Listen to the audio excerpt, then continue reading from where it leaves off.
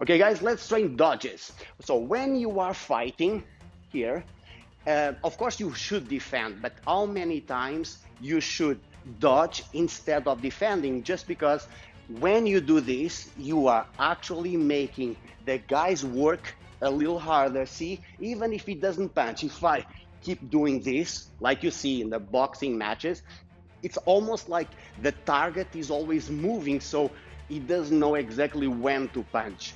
So we have three dodges. Okay, first one, dodges to the side, to the side. So I want to move, I want to do this dodge, this slip to the dead side. Dead side is this. If he punches with the left, this is the dead side on my right, on his left. And why is that? Because this is a dead area. He cannot punch me with this. But can you turn a little? But if he punches with the left and I go to my left, his right, this hand is alive. That's why it's a live side. So if I do one, he will punch me for sure with this one there. But that's why I want to go with to the dead side. From here, there. Now, when I do this dodge, your main goal is keeping looking to the person, but your shoulder is gonna cover the jaw. Remember the video about the pressure points or vulnerable points? Jaw was one of them. So when I do this, there.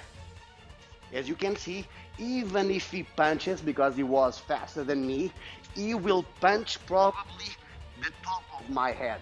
Hurts, but you can keep fighting. There, there. Don't move your feet. You don't have time for that. Because if you try to move the feet, when you come back is when he gives the second punch. So this has to be, I'm ready for something else. Okay? Of course, I'm talking about the left. If it's the right, do exactly the same thing. To your left, to his right. So to the dead side here. In this one, you should twist a little the back leg. You will see that if you don't twist, you will feel a lot of pressure on the lower back, see? And I cannot twist too much. See, my shoulder is still there. To cover my jaw, I have to twist the back heel, there. Now I'm covering. So this is the slip from one side or the other side. Always to the dead side. The second one, probably the easiest one. Anyone, any kid, if you try to do this, the first reaction is doing this. Use that in the fight. So from here, when he punches, you just lean and come back. Very easy, don't move your feet. You're gonna feel just a slight pressure on your lower back.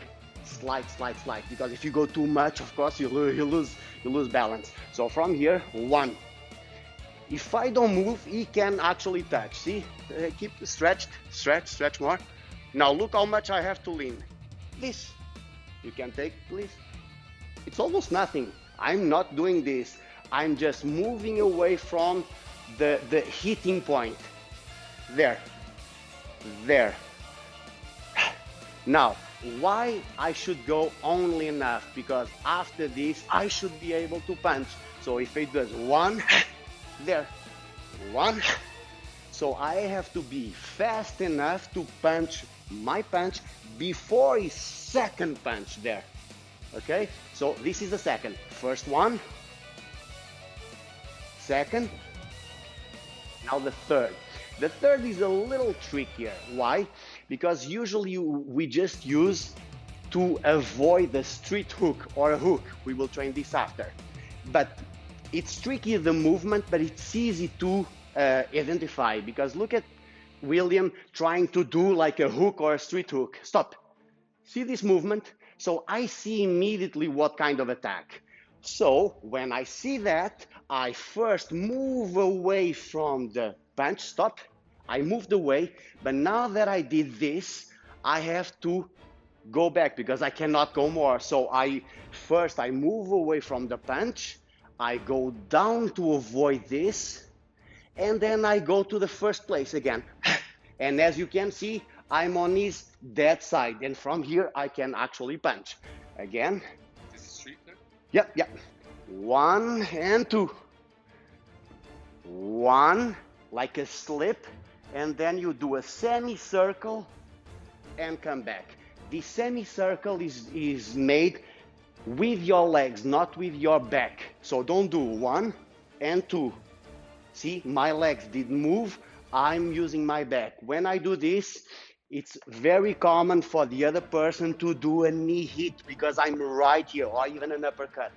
But if I do 1, 2, I can see him perfectly. Okay? If it's the left, for example, you do exactly the opposite. You move away from the punch, you go down, you twist to the other side, and then you do whatever you want. Okay? Do a little faster. Faster, faster, faster. 1, 2.